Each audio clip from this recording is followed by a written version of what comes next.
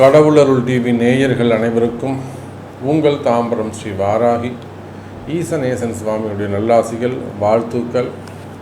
Jai Varahi, Jai Varahi. April மாத ராசி பலன்கள். இந்த ஏப்ரல் மாதத்தை பொறுத்தவரையில்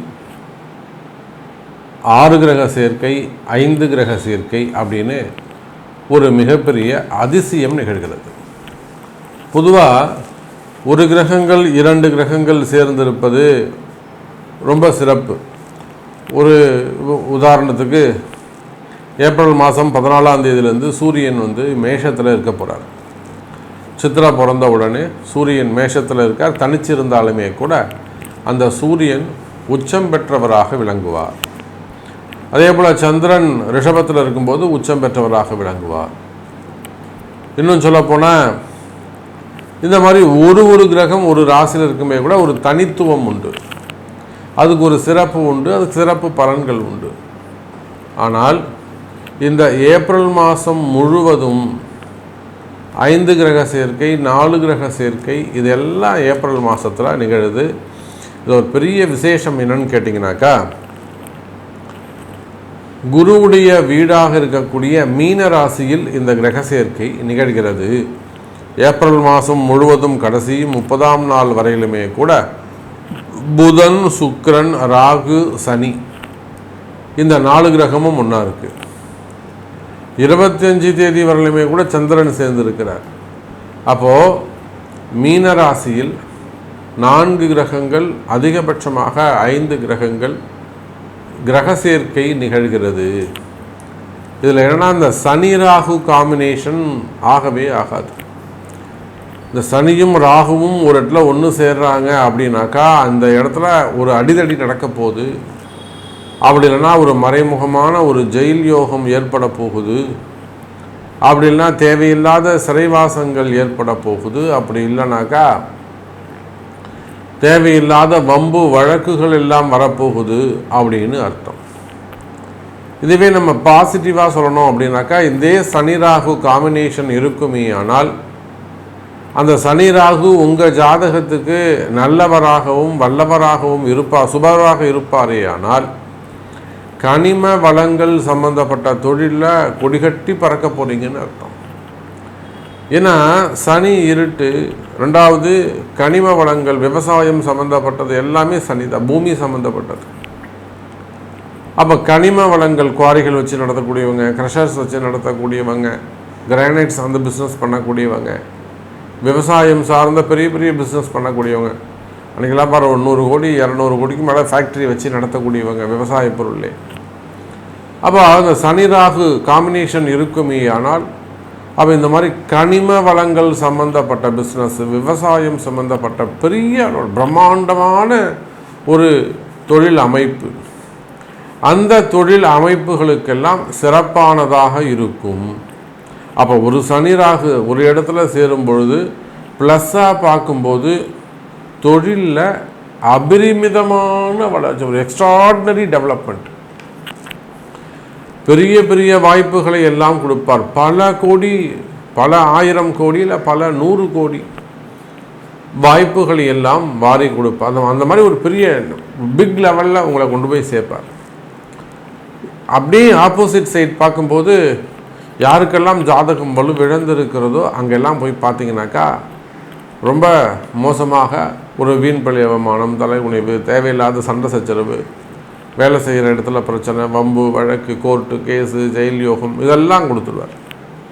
கூட இந்த சூரியன் அங்கெல்லாம் சேரும்போது அரசியல் தலைவர்கள், அரசியலில் ஈடுபட்டிருக்கக்கூடியவர்கள், இவங்களுக்கு எல்லாமே கூட மறைமுகமான ஒரு சில வெளியில் சொல்ல முடியாத மறைமுகமான ஒரு சில குறைகள் அல்லது பிரச்சனைகள் ஏற்பட்டிருக்கும். அது ஃபேமிலியாக இருக்கலாம், கட்சியாக இருக்கலாம், பதவியாக இருக்கலாம். அதே சனி சுக்கிரன் சேருகின்ற பொழுது நிச்சயமாக குடும்ப பெண்கள், ஃபேமிலிக்குள்ள நிறைய மனக்குழப்பங்கள், மன சங்கடங்கள், தேவையில்லாத ஒரு டிப்ரெஷன் அல்லது உடல்நிலை ஆரோக்கியம், ரொம்ப அதிகப்படியான உடல்நல குறைவுகள், உடம்பு சரியில்லாமல் போகிறது, இந்த மாதிரியெல்லாம் இந்த சனி சுக்கிரன் சேர்க்கையில் ஃபேமிலி குறிப்பாக குடும்ப பெண்களுக்கு அவ்வளோ சிறப்பானதாக இருக்காது. அதே சமயத்தில் சூரியன் சேருகின்ற பொழுது அரசாங்க அதிகாரிகளுக்கெல்லாம் கொடிகட்டி பறக்கின்ற யோகம், நினைத்ததையெல்லாம் சாதிக்கின்ற யோகம். ஏன்னா அரசு அதிகாரிகள் அப்படின்னு நம்ம சொல்லும்பொழுது நமக்கு தெரிஞ்சு எத்தனையோ ஒரு உயர்நிலையில் ஒரு ஹையர் ரேங்கில் இருக்கக்கூடிய அதிகாரிகள், காவல்துறை அதிகாரிகளாக இருக்கலாம், இல்லை எந்த டிபார்ட்மெண்ட் வேண்டுமானாலும் இருக்கலாம். ஒரு ஹையர் ரேங்கில் நல்ல பொசிஷனில் இருக்காங்க, ஒரு ஐஏஎஸ், ஐபிஎஸ், இல்லை ஒரு இன்ஜினியர். அப்போது அரசாங்க அதிகாரிகளாக இருப்பார்களே, ஆனால் அவங்களுக்கெல்லாம் ஒரு நல்ல யோகம் காத்திருக்கிறது. அதே போல்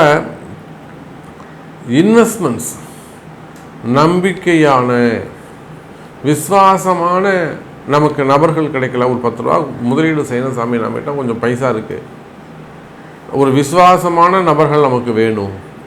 ஒரு 100 ரூபா இருக்குது, அதை எடுத்து நம்ம செலவு பண்ணணும். இல்லை ஒரு 1000 ரூபா இருக்குது, அதை நம்பிக்கையாக வச்சு ஒரு தொழில் செய்யணும். அந்த மாதிரி நம்பிக்கையான நபர்கள் கிடைக்கக்கூடிய அபரிமிதமான யோகம். அப்போது உலகம் முழுவதும் வாழக்கூடிய என் அன்பு பக்தர்களே, இதில் நீங்கள் எந்த இடத்துல இருக்கிறீங்க அப்படிங்கிறது தான் முக்கியம். ஏன்னா இந்த 4 கிரக சேர்க்கை என்பது இந்த ஏப்ரல் மாதம் முழுவதும் இருக்கின்ற காரணத்தினாலும், ஏப்ரல் 14ஆம் தேதியிலிருந்து பஞ்சமஸ்தான அதிபதி அப்படின்னு சொல்லக்கூடிய சூரியன் உச்சம் பெறுகின்ற காரணத்தினாலும், அதே போல் சனி பயிற்சி முடிஞ்சு வரக்கூடிய முதல் மாதம் திருக்கணித பிரகாரம் சனி பயிற்சி நடந்திருக்கு. சனி பயிற்சி முடிஞ்சு ஃபஸ்ட்டு ஆரம்பிக்கக்கூடிய ஃபஸ்ட்டு மந்த்து. அப்போ சனி பகவான் மீனராசிக்கு வந்திருக்கிறார். அப்போ இதனால் நல்ல யோகங்களும் பல பல சுபத்துவமான நன்மை நடக்கக்கூடிய மாதமாகவும் இந்த மாதம் அமைகிறது. சரி வாங்க, இது ஜென்ரல் ப்ரெடிக்ஷன்ஸ் தான். உங்கள் ராசிக்கு ஸ்பெசிஃபிக்காக தனித்துவமாக என்ன சொல்லுது ஏப்ரல் மாதம் என்பதை பார்த்து விடுவோம். அன்பார்ந்த மகர ராசி அன்பர்களே, மகரத்தை பொறுத்தவரையில் அற்புதமான கால நேரம் இந்த ஏப்ரல் மாதம். ஏன் சொல்கிறோம்னா, இந்த ஏப்ரல் மாதத்திலிருந்து ஒரு புதிய வாழ்க்கை ஆரம்பம், நியூ லைஃப் ஆரம்பம். கலர்ஃபுல்லாக நீங்கள் ரொம்ப நாளாக எதிர்பார்த்த நிம்மதி கிடைக்க போது. எப்போ தான் சாமி எனக்கு நிம்மதி கிடைக்கும், எப்போ தான் சாமி எனக்கு சந்தோஷம் கிடைக்கும் அப்படின்னு நீண்ட நீண்ட நாட்களாக எதிர்பார்த்து காத்திருக்கக்கூடிய மகர ராசி என்பர்களே, ஏன்னா இந்த 7.5 சனியில் நீங்கள் எந்த அளவுக்கு கஷ்டப்பட்டீங்க, அது என்னெல்லாம் இழந்தீங்க, என்னெல்லாம் மிஸ் பண்ணீங்க, இது எல்லாமே எனக்கு தெரியும். எத்தனையோ தொழில் அதிபர்கள், பெரிய பெரிய குடும்பம் தலைகீழ மாறி போச்சு சார். ஒரு 50 கோடி 100 கோடி 80 கோடிக்கு சொத்து வச்சிருந்தவங்களாம் இன்றைக்கி ஒன்றும் இல்லாமல் ஜீரோவில் வந்து நிற்கிறாங்க. பெரிய தொழில் அமைப்புகள் வருமானம் எப்பயும் என் டேபிளில் 40 லட்சம் 50 லட்சம் இருக்கும் சாமி, இன்றைக்கி நான் 10 ரூபாய்க்கு கடன் வாங்க வேண்டிய சூழ்நிலை இருக்குது சொல்லக்கூடிய மகர ராசி அன்பர்கள் நம்மிடத்தில் உண்டு.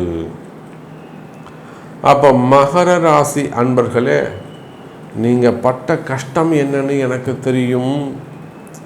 எவ்வளோ பணங்காசை இழந்திருக்கிறீங்க, எவ்வளோ வீண்படி அவமானம் கௌரவத்தை இழந்திருக்கிறீங்க, எவ்வளோ பேர் நேம் டேமேஜ் ஆகிருக்கு, ஸ்பாயில் ஆகிருக்கு, சொத்து பத்துக்கெல்லாம் எப்படி இழந்திருக்கிறீங்க, எவ்வளோ விற்றுருக்கீங்க, அந்த இடத்தெல்லாம் விற்று கூட இன்னும் கடன் சுமைகள் கடன் பிரச்சனைகள் தீரலை. இப்படி பல விஷயங்கள் மகர ராசிக்கு இருக்கின்றது. இது எல்லாத்தையும் விட்டுட்டு மகர ராசி என்பர்களே, இந்த ஏப்ரல் மாதத்திலிருந்து ஒரு மகிழ்ச்சியான வாழ்க்கை ஆரம்பம். காரணம் ஒன்றே ஒன்று தாங்க, 7.5 சனி முடிஞ்சது. ரெண்டாவது, உங்கள் ராசிக்கு 5, 9 இருக்கக்கூடிய குரு பகவான் நல்ல முறையில் உங்களை வாழ வைக்க போகிறார். பொதுவாக மகர ராசிக்கு 3, 12 வரக்கூடிய குரு பகவான் அசுபராக இருந்தாலும், பொதுவாகவே மகர ராசிக்கு குரு யாருங்க? 3, 12 கூடையவன் அசுபன். ஆனால் அவர் போய் இப்போ சுக்கிரனுடைய வீட்டில் 5ஆம் இடத்துல உட்கார்ந்துருக்கிறாரு.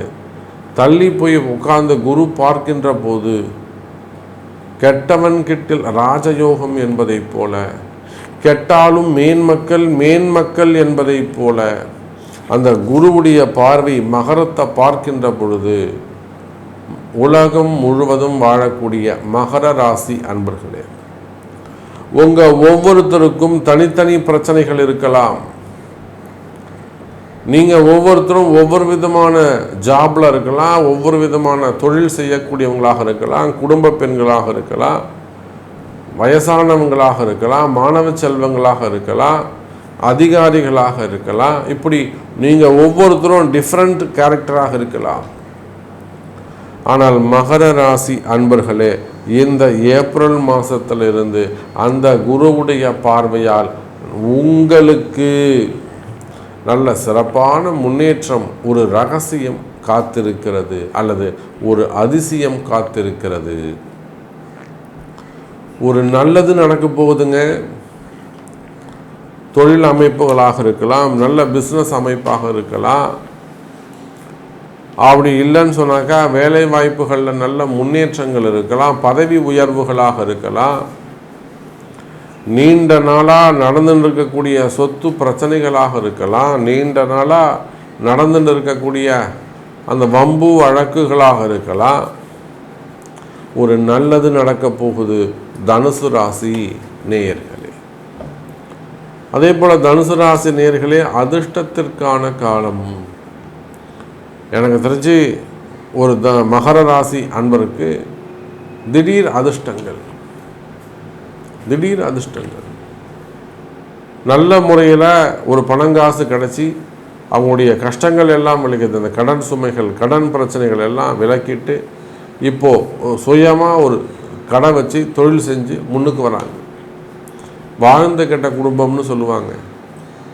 ஒரு பெரிய அளவில் நல்லா காரு, பங்களா, வீடு, வாசல், மனைவி, யோகம் எல்லாம் இருந்துட்டு செய்யக்கூடாத தவறுகள். அன்றைக்கெலாம் நம்ம பார்க்குறோம் கரூரில் ஆன்லைன் பிஸ்னஸில் நிறைய மிஸ் பண்ணவங்க 50 லட்சம் 80 லட்சம் ஆன்லைனில் மிஸ் பண்ணியிருக்காங்க. ஸ்டாக் மார்க்கெட்டில் போட்டு ஏமாந்துருக்கிறாங்க. அப்புறம் அந்த பிட்காயின் அதில் போட்டு ஏமாந்துருக்கிறாங்க. கிரிப்டோ கரன்சி அதை நம்பி ஏமாந்துருக்கிறாங்க. அப்போ மகர ராசி என்பவர்கள் முதலீடுகளில் நம்பி ஏமாந்தது அதிகம். அந்த மாதிரிலாம் ஏமாற்றத்தை சந்தித்திருக்கக்கூடிய மகர ராசி அன்பர்களே, இழந்ததை எல்லாம் மீண்டும் பெறக்கூடிய, மீண்டும் சம்பாதிக்கக்கூடிய ஒரு நல்ல கால நேரம் அமைகிறது. எனதருமை கவலை வேண்டாம் மகர ராசி அன்பர்களே. அதே போலத்தான் உடல்நிலை ஆரோக்கியம். சார் ரொம்ப கவனமாக எச்சரிக்கையாக உடம்பை பார்த்துக்கணும் சாமி. உடல்நிலை ஆரோக்கியத்தில் அக்கறை தேவை. அப்படி ஏதேனும் உடல்நிலை ஆரோக்கிய குறைவுகள் இருக்குமே ஆனால், சிறு சிறு கண்டங்கள் இருக்குமே ஆனால், ஒரு சின்ன கண்டம் இருக்கா மாதிரி தோணுது சாமி, மனசுக்கே தோணுது, ஏதாவது நடக்குமோ. சில விஷயங்கள்லாம் மகர ராசி என்பவர்களுக்கு முன்கூட்டி தெரியும். அது சனியுடைய வீடு, மூலத்திரிகோண வீடு. அப்படி பார்க்கின்ற பொழுது ஆயுள் கண்டங்கள், சின்ன சின்ன கண்டங்கள், நல்லா உடல்நிலை ஆரோக்கியத்தில் ஏதேனும் பிரச்சனைகள் இருக்குமே ஆனால் அந்த பிரச்சனைகள் எல்லாம் கூட விலகுவதற்கு அதிகமான வாய்ப்புகள் உண்டு. ஆரோக்கியம் அதிகரிக்கும். ஒரு ஆயுஷ ஹோமம் பண்ணிக்கிறது, ஒரு பரிகார ஹோமங்கள் செஞ்சு கொள்வது, இதெல்லாமே உங்களுக்கு நன்மை தரும். கவலை வேண்டாம் மகர ராசி அன்பர்களே. அதே போலத்தான் திருமண யோகம். இந்த திருமண யோகத்தை பொறுத்த வரையிலே மகர ராசி என்பர்களே, முதல் திருமணம், இரண்டாவது திருமணம், 35 வயசு 40 வயசு அது பொண்ணுக்கு இன்னும் கல்யாணம் ஆகலை. பொண்ணுக்கு 40 வயசாகி கூட கல்யாணம் ஆகலையா? நல்ல மாப்பிள்ளை இருக்காங்க, கவலையே படாதீங்க. இல்லை செகண்ட் மேரேஜாக பண்ணணும், முதல் கல்யாணம் முடிஞ்சு 7 வருஷமாவது 8 வருஷமாவது 38 வயசாகிடுது சாமி, ஒரு நல்ல திருமணம் நடக்கணும். கண்டிப்பாக உங்கள் குழந்தைக்கு நல்ல மாப்பிள்ளை கிடைப்பாங்கம்மா. அப்போ உலகம் முழுவதும் வாழக்கூடிய மகர ராசி என்பர்களே, திருமண யோகங்கள் நடைபெறும். முதல் திருமணம், இரண்டாவது திருமணம், தடைப்பட்ட திருமணம், தள்ளிப்போன திருமணங்கள், வயோதிக திருமணங்கள், திருமண யோகங்கள் கைகூடும். அதே போல் டிவோர்ஸ் கேஸ் அன்றைக்கெல்லாம் நம்ம பார்க்குறோம், ஒரு 54 56 வயசாவது அவங்க அந்த அம்மா சொல்கிறாங்க எனக்கு டிவோர்ஸ் வேணும், நான் இனிமேல் கூட வாழ மாட்டேன், எல்லாத்தையும் மொத்தமாக அவரை ஏமாற்றிட்டாரு அப்படின்னு சொல்கிறாங்க. அந்த மாதிரிலாம் ஆண் பெண் இருவருக்குள்ள வயோதிக பருவத்தில் வரக்கூடிய டிவோர்ஸ் சம்மந்தப்பட்ட பிரச்சனைகள், கேது தசை கேது புத்தி வந்ததுன்னா 40 வருஷம் வாழ்ந்த தம்பதிகளாக இருப்பாங்க, டக்குன்னு சண்டை போட்டு பிரிஞ்சிருவாங்க, உத்தர ஏமாற்றிப்பாங்க. அப்போ மொத்தமாக ஏமாற்றிட்டு போயிட்டாரு இப்படிலாம் சொல்லக்கூடிய பிரச்சனைகள் இருக்குமே, ஆனால் அவையும் விலகும் மகர ராசி அன்பர்களே. அப்போ நிறைய விஷயங்கள் நம்ம பேசிக்கிட்டே போகலாம், ஒரு முடிவே இருக்காது. மகர ராசிக்கு எச்சரிக்கை தேவை, நன்மை நடக்கும். இப்போ உங்களுக்கு என்ன கேள்வி, உங்களுக்கு என்ன நடக்கணும், உங்கள் கேள்வி என்ன என்பதற்கு உங்கள் பிறப்பு ஜாதகம்தான் பேசும் என்பதை சொல்லிக்கொண்டு மீண்டும் வேறொரு அற்புதமான பதிவில் உங்களை சந்திக்கிறேன். நன்றி, நமச்சிவாயம். ஜெய் வராகி, ஜெய் ஜெய் வராகி.